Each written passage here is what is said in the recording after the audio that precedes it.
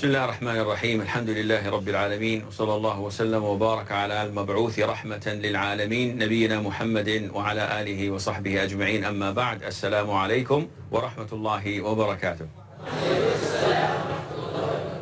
We studied some of the sub-rules of the third major fiqh rule, that is المشقة تجلب التيسير, hardships warrant concessions.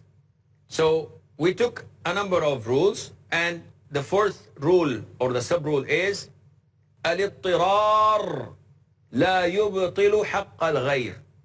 الاضطرار لا يبطل حق الغير, which means that necessity does not void the rights of others. And we've spoke about this earlier and said that if you have a necessity to slaughter a sheep that is not yours or otherwise you will die, then you can do that. But this doesn't mean that the money is gone. You have to pay the owner the money. And likewise, the issue of the camel. If a camel attacks you, or if you're hungry and you slaughter the camel, it's a different situation. If you are attacked by a camel, a wild camel, and there is no way to defend yourself but to kill it, and you kill it, the owner comes and says, give me the money of the camel. Do you give him? No, because you are protecting yourself from the harm initiated by the camel.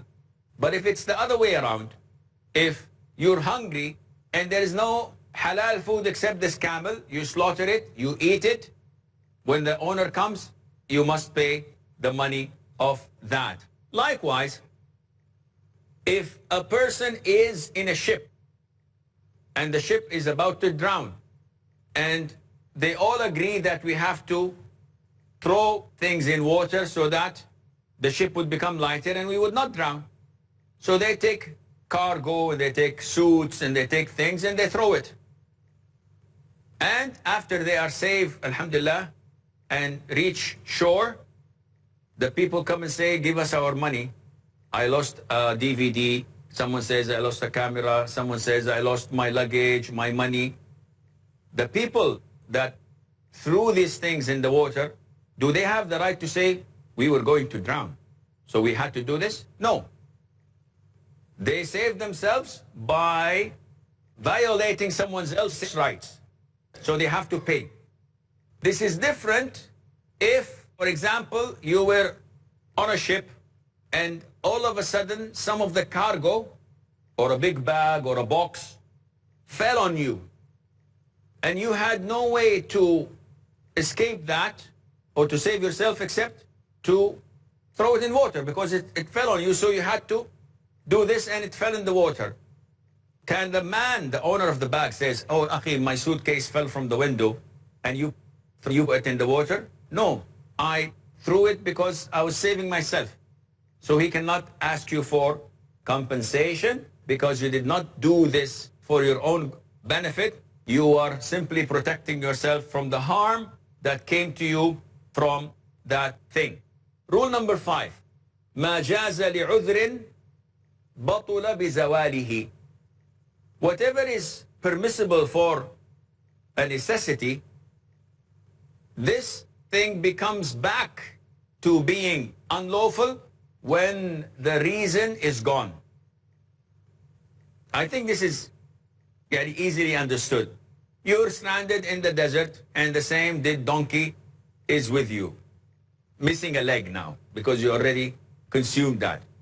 So when after being stranded for a whole week and you already consumed the leg of that donkey, someone comes to you with food, halal food. Oh, Jazakallah khair, but I have to finish the other leg. I said, no. Now the necessity is gone because you have halal food. And this means that you have no excuse. Likewise, they give a lot of examples. If someone did not find water to make wudu, make ablution for prayer, so he made tayammum. And as he was going to begin the prayer, rain fell. So can he pray? No, because whenever the water is there, the excuse The necessity is gone. So the unlawful is changed, is turned over. You cannot pray with your tayammum. You have to pray by washing up. Likewise, excuses that we have, a lot of them. One of them is traveling. So if you're traveling away from your city, you pray 4 rak'ahs. Into 2, you shorten. What happens if you came back? I'm flying. It is Maghrib time. I prayed on the airplane 3 rak'ah. It is Isha time. I did not pray. And I reached my destination, my hometown. I'm in the airport. Can I pray 2 rak'ahs now? The adhan was called while I was traveling. If I prayed on the airplane, could I pray 2 rak'ahs? Yes, but now I reached. So can I pray 4 rak'ah or 2 rak'ah? No, you have to pray because the excuse is gone. The reason that the unlawful thing became permissible is gone, so it goes back to its original form. Likewise, what's the ruling on a woman who's a widow staying in her home for 4 months and 10 days? What's the ruling on that? It's a must. It's an obligation. Can she go out of her home at all? This means that if she falls sick, we cannot take her to the hospital? No, this is a necessity. When we have a necessity, unlawful things, which is going out, becomes lawful. Likewise, if she's a working woman, she's a teacher in a school. So she went to the school and said, my husband died and I have to take leave for 4 months and 10 days.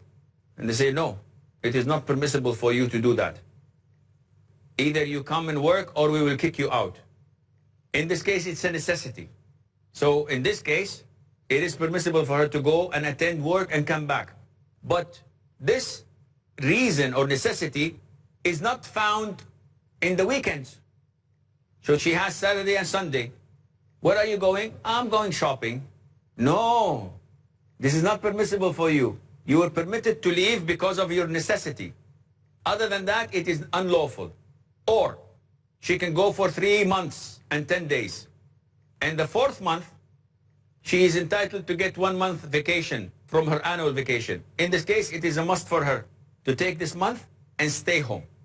So the necessity is not an open thing that allows you to do everything openly. It is limited by a number of conditions. Number 6, and this is a little long, الواجبات تسقط مع عدم القدرة. And this translates to obligatory is not required when there is no ability. I am required to pray standing up, correct? If I'm sick and I'm unable to, if I'm paralyzed, how can I stand? Then there is a disability. Khalas, you're not required. This obligatory stuff is not mandatory upon you. And the ability is different, whether it's physical, it's financial, and the ability itself, there is a number of rules that you can get out of that. And the most famous rule is that there is no obligation when unable, and there is no prohibition when needed, when it's a necessity. It's all the same thing. Hardship, warrant, concessions. So among the physical obligations, if you are unable to do them, you're exempted. In wudu, do we have to wash both arms? Right? If someone's arm is amputated, so he washes the first one, the right, and the left. What to do? Yeah, he's not there. You're unable, so this is void, and you don't have to do it because you're unable to do that. If someone wants to pray, you have to pray standing up. If I can't, then this obligation is void and you pray as you can. And this is why when you cascade this, you will find it needed in situations that are confusing. What's the ruling on praying behind the row in Jama'ah alone? I come to the masjid and there are rows and I decide to stand alone, nobody on my right or left. I can breathe I don't have to smell people who did not wash or put deodorants or... So I pray alone. What's the ruling on that? The prayer is invalid. The Prophet said, there is no prayer valid for an individual praying behind the row. Hadith is authentic. But what is the ruling if I come and I look at the row and it's completely packed? Sometimes you come to the side and you pat people on the shoulder and you get 4 or 5 of them to squeeze themselves, and you can find a place for 1 or even 2. But some masjids, wow, not even a place for a needle. They're all tight, mashallah, they love each other, they have this love. So you try to squeeze yourself, no way, forget it. You cannot come. In this case, we apply this rule that obligations in cases of disability, they fall and you're exempted. So in this case, can I pray alone? The answer is yes. Because Allah says, فَاتَّقُوا اللَّهَ مَا اسْتَطَعْتُمْ. And when it comes to financial obligations, likewise, a lot of the time, so many enthusiastic Muslims come to me and, Sheikh, I cannot pay zakah. I said, why? I said, I don't have any savings. I said, okay. I said, I want to pay zakah. Pay zakah on what? You don't have money. Those who do not have money, then there is no obligation upon them. So financial obligations, we have few words to continue, inshallah, elaborating on it. We have a short break. Stay tuned, and inshallah, we'll be right back.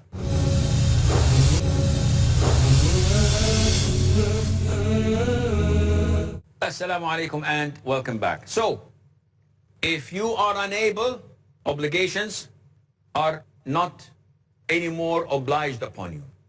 And this is part of hardships, warrant concessions. This is al-mashaqqa tajlibu at-taysir.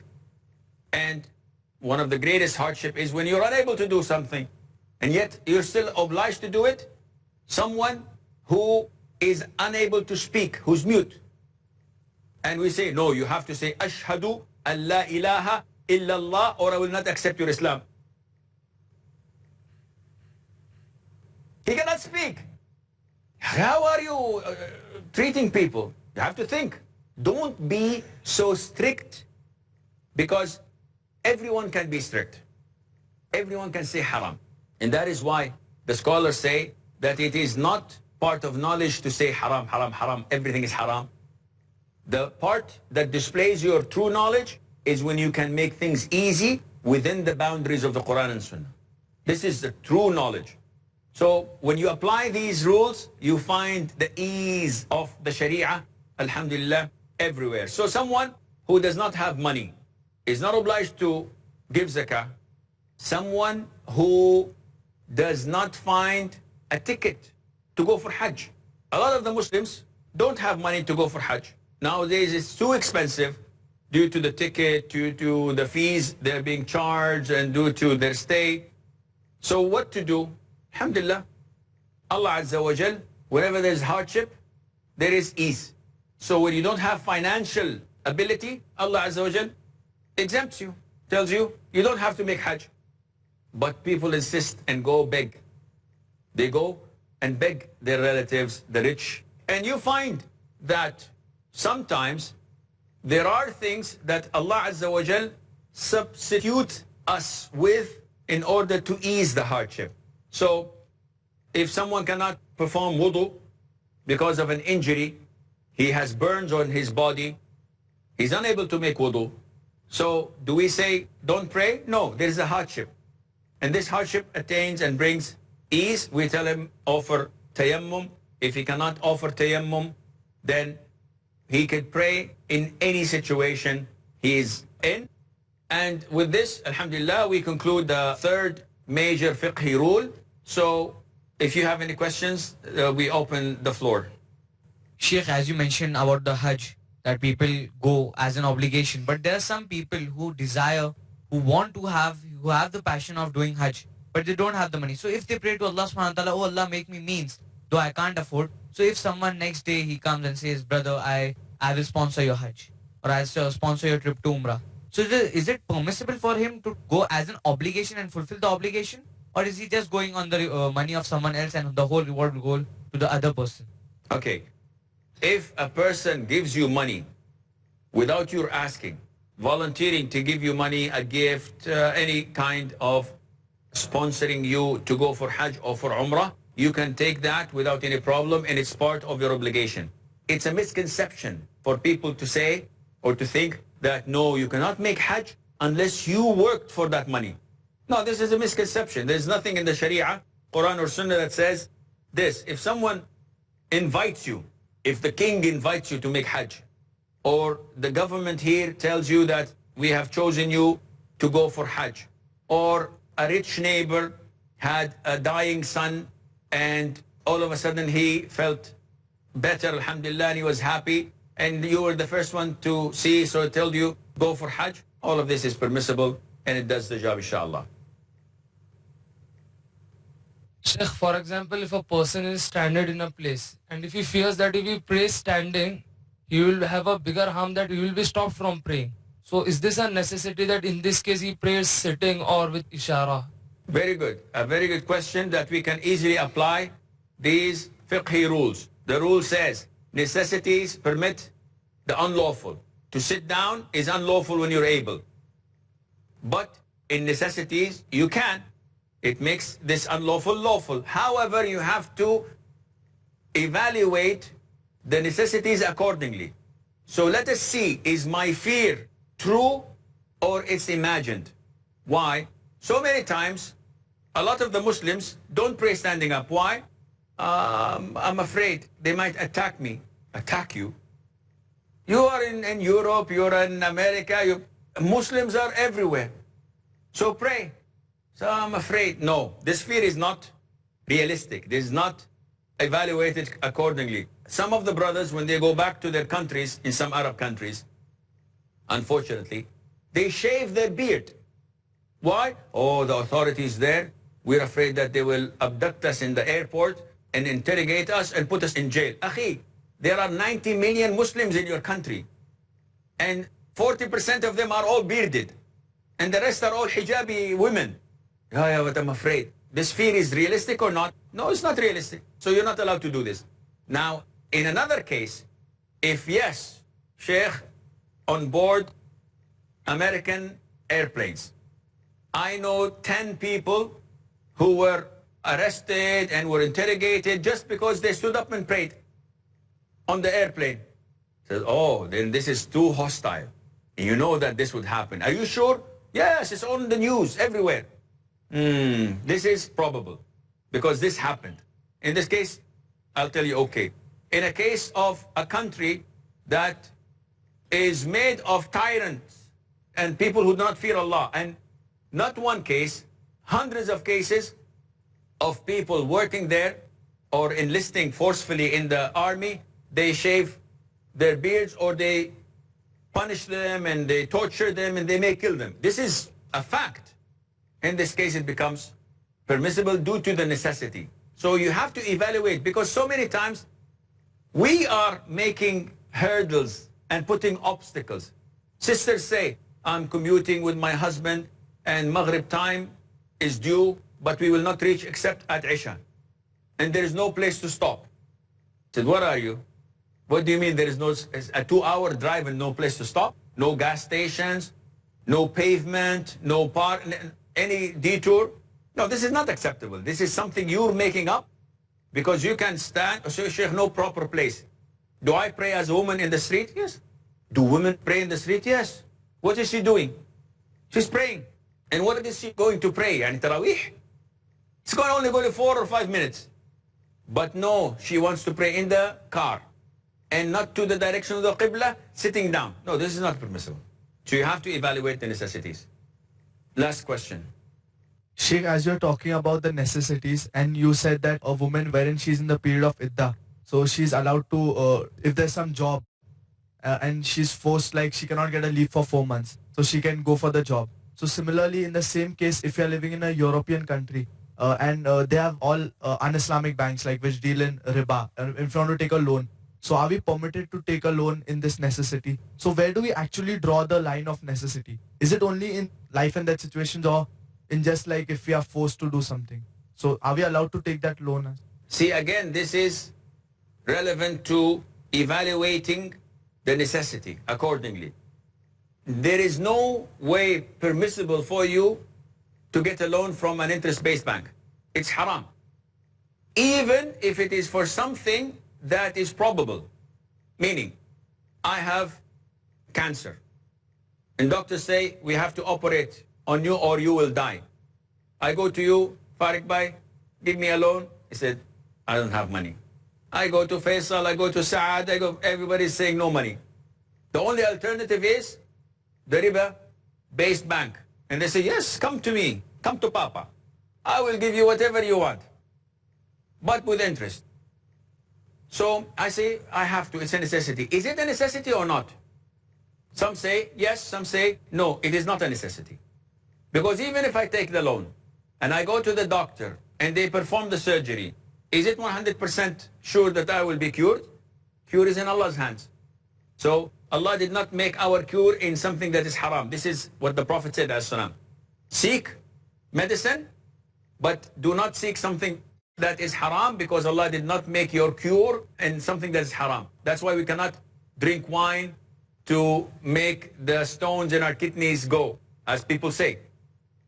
Or we cannot make things in medicine that is haram, like frogs. What's the ruling on killing frogs? Haram. Eating meat of the frog, it's haram. The Prophet was asked, Prophet, we make it in medication. He said, no, this is prohibited. So when Allah prohibits something, it makes it haram to eat, to consume, to sell, etc. So that is why riba is not permissible. How to evaluate? This is the role of scholars who look into situations and they can tell you, yes, the pros and cons, which we will come to discuss later on, inshaAllah. This is all the time we have. Until we meet next time, fi amanillah. Wassalamu alaikum wa rahmatullahi wa barakatuh.